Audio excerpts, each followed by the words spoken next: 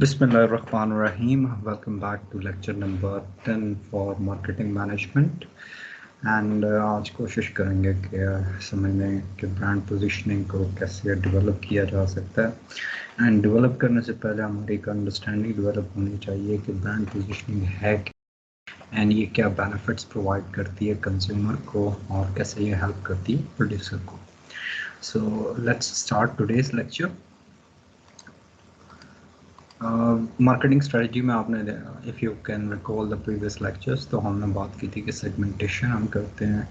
Segmentation में से potential targeting या पोटेंशियल टारगेट्स कंज्यूमर्स को अब आइडेंटिफाई करने के बाद हमारी कोशिश होती है कि क्या मैसेज हम कम्युनिकेट करना चाह रहे हैं टारगेट कंज्यूमर या टारगेट ऑडियंस को with reference to the product which we want to make sure कि वो परचेज करें। So that process will be known as positioning of the product. Act of designing the company's offering and image to occupy a distinctive place in the minds of target market. Simply put, her producer की कोशिश है जी कि वो आपके top tier में like करे, वो किसी भी प्रोडक्ट कैटेगरी में हो, वो आपकी डे टू डे कंजप्शन में जहाँ पे आप कोई चीज़ इस्तेमाल करना चाह रहे हैं, तो हर ब्रांड की कोशिश ये है कि आपके जहन में सिर्फ उसी की कंपनी या उसी के प्रोडक्ट आप परचेज करें। एक इमेज क्रिएट करने की बात की जाती है। जैसे कि वैल्यू प्रपोजिशंस हैं कि डोमिनोज क्या बात करते हैं, a good hot pizza deliver to your door within 30 minutes of ordering at a moderate price. So Domino's, this is the process or promise or value proposition by Domino's जो उसको अपने consumers को communicate कर रहा है। Pre due chicken की या semi process chicken की अगर बात करें तो उसके अंदर उनका जो है value proposition more tender than golden chicken at a moderate premium price.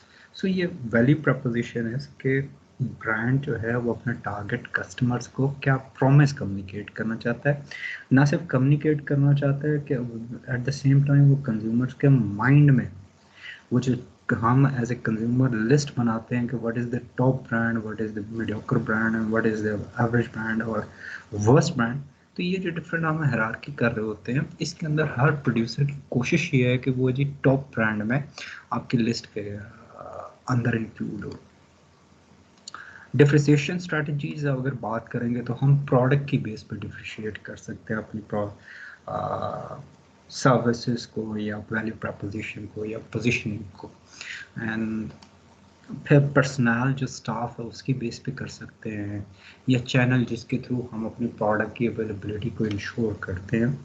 And lastly the image what we want to ensure कि कंज्यूमर हमारे प्रोडक्ट के बारे में अपने जहन में मेंटेन रखें।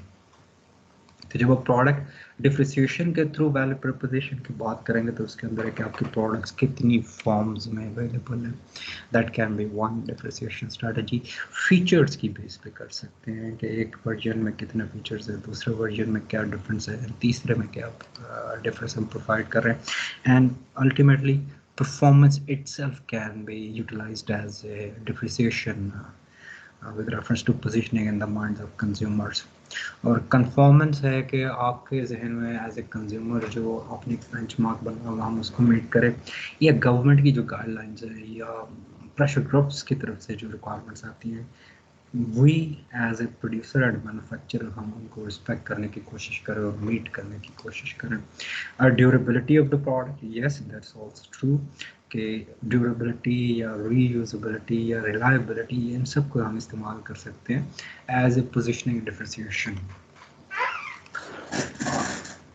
स्टाइल की बेस पे कर सकते हैं, डिज़ाइन के फीचर्स हैं, अभी मैंने आपको बताया कि एस्थेटिक्स की बेस पे, कलर अवेलेबिलिटी की बेस पे हम कर सकते हैं, और कितनी आसानी से हमारी प्रोडक्ट को ऑर्डर किया जा सकता है।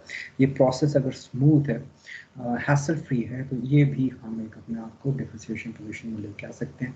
फिर फाइनल डिलीवरी जो है कंज्यूमर तक, उसके अंदर कितने चैनल्स इन्वॉल्व हैं, वो कितना कॉम्प्लिकेटेड प्रोसेस है या कितना आसान प्रोसेस है, उसके अंदर हम बात कर सकते हैं। या इंस्टॉलेशन ऑफ द प्रोडक्ट जो है B2B में स्पेशली, तो इंस्टॉलेशन है, फिर पोस्ट इंस्टॉलेशन जो सर्विसेज हम प्रोवाइड करते हैं उसकी बात भी कर सकते हैं। पोस्ट इंस्टॉलेशन में आपके पास कस्टमर ट्रेनिंग आ जाती है कि मशीन को ऑपरेशनलाइज कैसे करना है, यूज़ कैसे करना है उसके, और लास्टली फिर ट्रेनिंग देने के लिए हम कंज्यूमर को कंसल्ट कर रहे होते हैं। तो ये मुख्तलिफ फीचर्स हैं प्रोडक्ट के जिसकी बेस पे हम अपनी पोजिशनिंग को डिफ्रेंशिएट कर सकते हैं कि कंज्यूमर के माइंड में एक बेहतर इमेज जनरेट हो।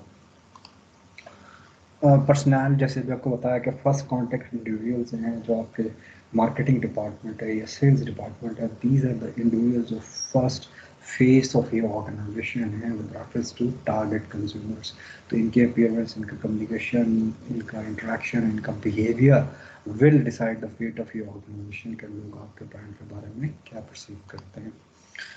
चैनल डिफ्रेंशिएशन है जी कि आपके किस किस, जैसे अभी पहले आपसे अर्ज किया कि किस चैनल के थ्रू इंटरमीडियरीज कितनी है, आपके प्रोडक्ट की अवेलेबिलिटी आता है। इमेज डिफ्रेंशिएशन, लोग आपके बारे में क्या राय रखते हैं।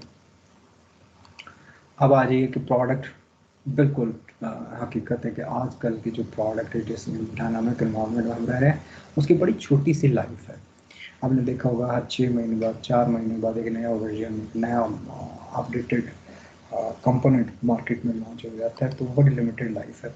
सो product sales cross through distinctive stages, each with different challenges and opportunities. तो अब लेट्स ट्राई टू रिकॉल कि हमारा जो प्रोडक्ट लाइफ साइकिल था वो हर स्टेज पे मुझे एज ए प्रोड्यूसर और as a marketer different sets of problems face करनी पड़ती है। अगर R&D स्टेज है तो वहाँ पे मुझे ज़्यादातर लॉजिस्टिक्स को मेंटेन करने की, या स्टडीज़ या डाटा या रिसर्च को इन्वॉल्व ज़्यादा फोकस होता है। इंट्रोडक्शन पे ज़्यादा जो फोकस है दैट इज़ टूवर्ड्स के इन्फॉर्म अवेयर करना है, इंटरेस्ट डेवलप करना है।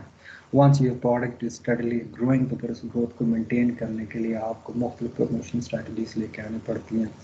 वो प्राइस सेंट्रिक भी हो सकती हैं, वो मुख्तलिफ अप्रोचेज है जिनके थ्रू हम कर सकते हैं। Once your product growth stage, maturity stage, तो वहाँ पे फिर अब आपने फिर उसके अंदर मॉडिफिकेशंस लेके आनी है, क्योंकि नॉर्मल कोर्स ऑफ एक्शन है कि मेच्योरिटी के बाद it will go towards decline and at the certain time bracket, and you have to understand कि एक प्रॉपर एनालिसिस कंडक्ट करने के बाद आप उसकी प्रोडक्ट लाइफ लाइन आइडेंटिफाई करते हो कि कब कोई प्रोडक्ट हम डिसकंटिन्यू कर देंगे।